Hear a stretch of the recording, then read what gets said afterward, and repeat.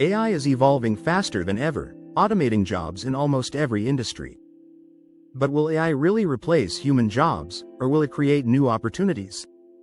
In this video, we'll explore the truth about AI and automation in 2025. Trend number 1. Jobs AI is already replacing. From customer service chatbots to self-checkout machines, AI is already replacing millions of jobs. Industries like retail, transportation, and finance are adopting AI-powered automation at an unprecedented rate. But this is just the beginning. Trend number 2. AI and the future of work. Who's at risk? According to experts, AI could replace up to 30% of jobs by 2030. Some of the most affected industries include checkmark data entry and clerical work, office building checkmark telemarketing and customer support, phone checkmark manufacturing and warehouse jobs, factory checkmark basic programming and its support, PC. But does this mean humans will become jobless?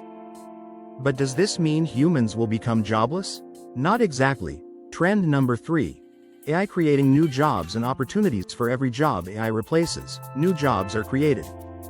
AI has opened up career opportunities in fields like checkmark AI and machine learning engineering, robot checkmark data science and cybersecurity, closed lock checkmark AI ethics and policy, globe checkmark AI assisted healthcare and robotics, hospital. In fact, AI is expected to create 97 million new jobs worldwide. Trend number 4. How to stay relevant in the AI era. Want to future-proof your career? Here's how to stay ahead of AI. Checkmark learn AI and automation skills. Light bulb checkmark develop creativity and problem-solving. Rocket checkmark focus on jobs AI can't replace, emotional intelligence, strategy, leadership.